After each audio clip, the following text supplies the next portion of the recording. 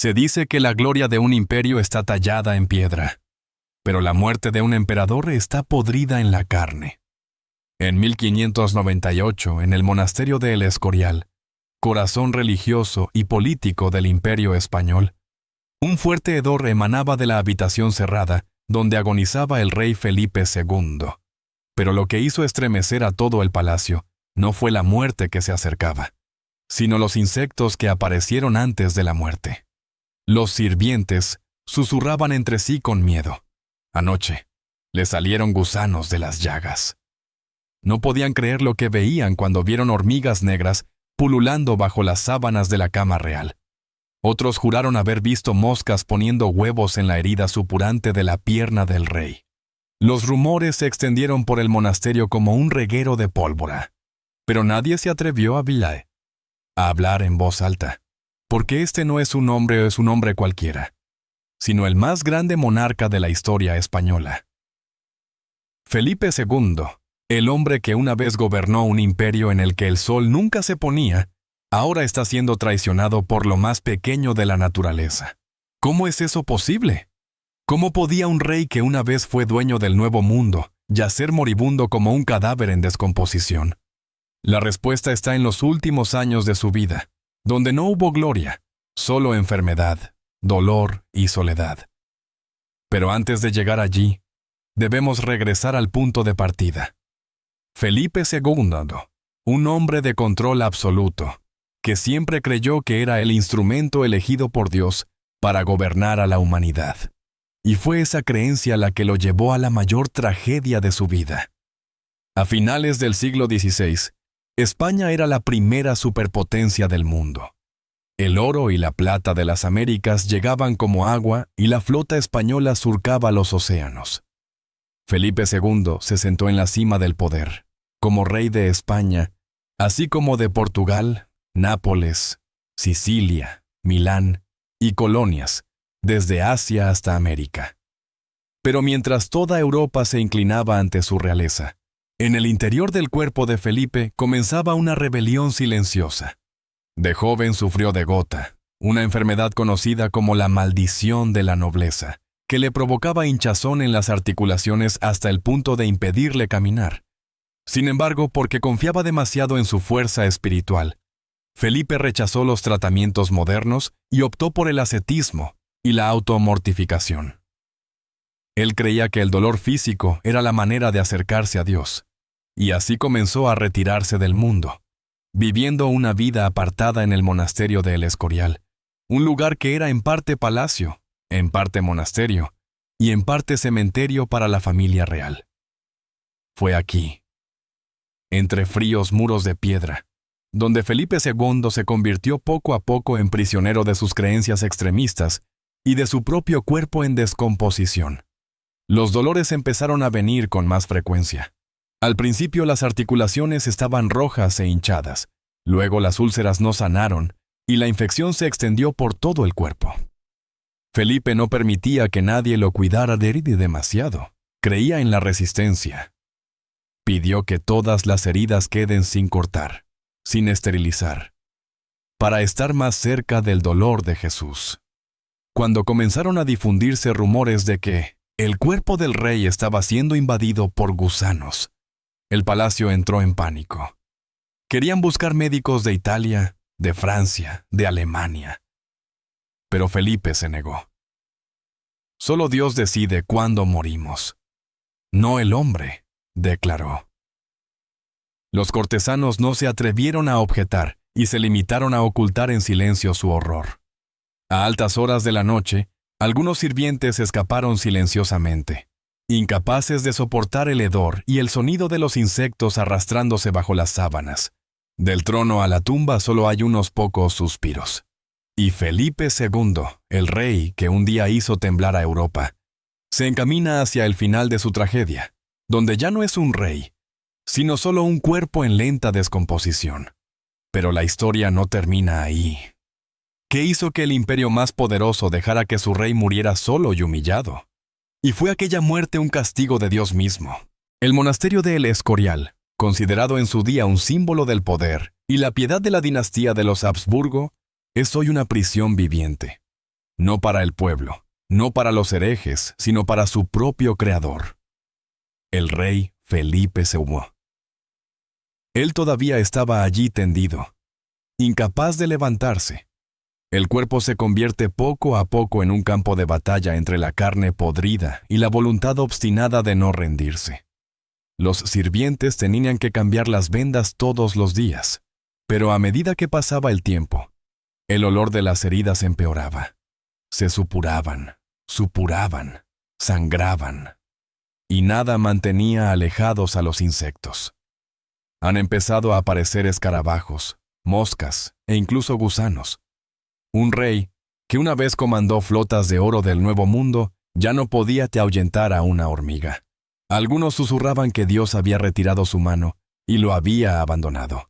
Pero Felipe no lo creyó. Para él, esto es un desafío. Es la fase de redención. Es una prueba de que está en el camino correcto de los santos. Oraba sin cesar. Tortura diaria. Rechazar la morfina. Ni siquiera se acerca al médico. Para demostrar su fe, pidió que le colocaran una estatua de Jesús crucificado junto a su cama, y todas las noches, con los dedos hinchados, tocaba el rosario, sangrando por las puntas de las uñas. Cuando la sangre goteó sobre la sábana, las moscas revolotearon sobre ella. Mientras tanto, fuera del muro de piedra, España se está resquebrajando en silencio. Las campañas militares en los Países Bajos estaban fracasando. El tesoro estaba agotado debido al gasto bélico excesivo, y la herejía estaba aumentando en Europa. Los aliados se retiraron gradualmente, y los enemigos se volvieron más agresivos. Un imperio sin rey es una bestia sin cabeza. El hijo de Felipe, el príncipe heredero Felipe, más tarde Felipe III, fue citado a El Escorial, pero eludió la verdad. Él estaba asustado, no solo por el hedor o la espantosa escena en la habitación de su padre, sino por una perspectiva aún más aterradora. La sucesión a un trono en descomposición. Los sacerdotes, los mandarines, los guardias, todos intentaron mantener el silencio. A nadie se le permitía abandonar el monasterio sin prestar juramento de no revelar la condición del rey. Toda información fue censurada, toda carta de salida fue examinada, pero el secreto no puede permanecer sellado para siempre. Un sirviente llamado Tomás se escapó durante la noche, corrió de vuelta a Madrid y le susurró al oído a un noble: «Se lo están comiendo vivo. No son hombres, sino gusanos y moscas». La historia se extendió como un reguero de pólvora. Pánico público. Los piadosos lo llamaron castigo por perseguir a los herejes. La nobleza vio esto como un signo de decadencia. La oposición afirmó que Felipe fue maldecido por el propio Dios. Otros creen que fue envenenado lentamente por trucos crueles de enemigos políticos en la corte. Mientras fuera surgían dudas, en el interior Felipe II permanecía inmóvil. Ojos desvaneciéndose. La piel se vuelve gris. A veces su cuerpo temblaba como si lo estuvieran desgarrando desde dentro. Una noche, un sirviente escuchó un grito proveniente de la habitación del rey. No estaba claro si era de dolor o de miedo. Cuando entraron a revisarlo, vieron que su cuerpo estaba cubierto de pequeñas marcas de mordeduras. Limpiaron, cambiaron las sábanas, quemaron incienso para repeler insectos. Pero pocas horas después, todo volvió a la normalidad. El tiempo se distorsiona. El tiempo ya no es importante. Solo se oía un débil latido y un zumbido inquietante acechando detrás de las cortinas de la cama. Felipe, el hombre que una vez ordenó quemar vivas a miles de personas por herejía, ahora yace entre las criaturas más humildes de la naturaleza, sin nadie que lo rescate. Y entonces, un día de septiembre, un sacerdote entró en la habitación con la Eucaristía. Era el rito final, una señal de que la muerte estaba cerca. Mientras colocaba la hostia en los labios de Felipe, el rey intentó moverse, pero sus rodillas solo se movieron con desesperación. Respiración pesada. El olor a muerte era evidente. Las llagas se abrieron de par en par, supurando un líquido espeso y amarillo. Y los insectos parecían encantados. Pero el rey todavía está vivo, porque no confesó. Aún no ha cedido el trono. Y no tuvo tiempo de decir las últimas palabras al sucesor. La muerte llamaba a la puerta, pero Felipe resistía. ¿Y entonces qué es lo que te detiene? ¿Solo fe? ¿O existe un terrible secreto que nunca ha sido revelado? Algo que, de revelarse, podría derribar a toda la familia real. En septiembre de 1598, el cielo en España ya no era brillante. Nubes grises se cernían sobre el monasterio de El Escorial como un sudario gigante.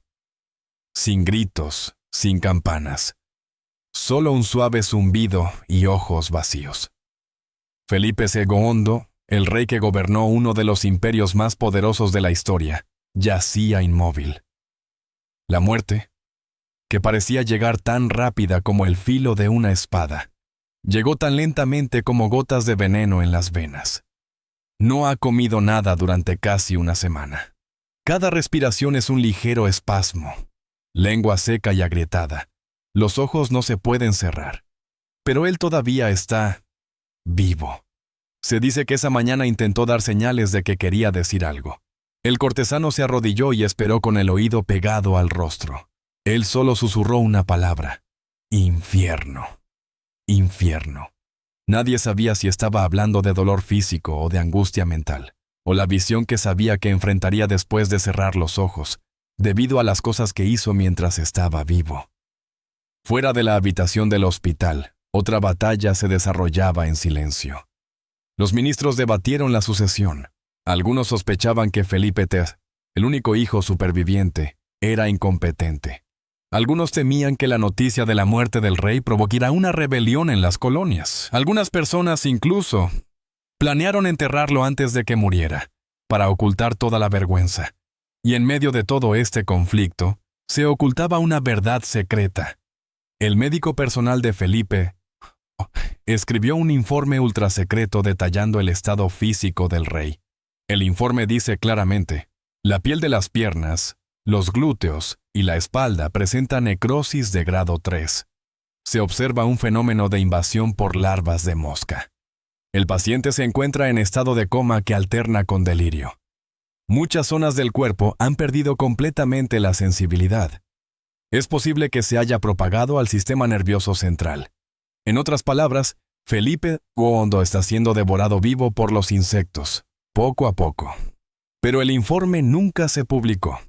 Fue sellado, escondido y no fue descubierto por casualidad hasta siglos después por un historiador. Entonces ocurrió lo inevitable. En la mañana del 13 de septiembre de 1598, Felipe II exhaló su último suspiro. No hay funeral elaborado. No hay sonido de trompeta. Solo se hizo un anuncio sencillo: el rey ha muerto. ¡Viva el rey! El rey ha muerto. ¡Viva el nuevo rey! Pero lo cierto es que en esa habitación solo había un cadáver frío, ulcerado e incompleto. El ataúd fue cerrado a toda prisa. A nadie se le permitió ver al rey por última vez.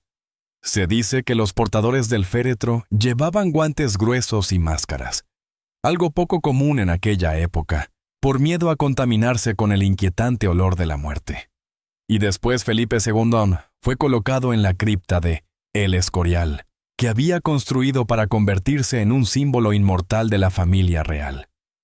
Pero la ironía aún no ha terminado. La posteridad no recordará a Felipe por su piedad. Tampoco lo recuerdo por la victoria o la reforma. Pero recuerda una imagen más inquietante. Un rey yacía inmóvil en una fría habitación de piedra, con la carne roída por los insectos, incapaz de pronunciar sus últimas palabras. Y nadie tenía el coraje de encender una vela por él. El hombre que creyó ser elegido por Dios murió como si Dios nunca hubiera conocido su nombre. Palabras finales. Felipe II creía que el ascetismo le conduciría a la eternidad.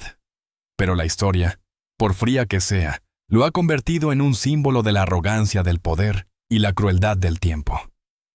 Ningún trono dura para siempre, ni ningún cuerpo está libre de gusanos una vez que el alma ha partido. ¿Y si existe algo llamado maldición? Entonces tal vez sea la que deja a un rey a merced de los insectos, mientras el resto del reino cree que está en el cielo.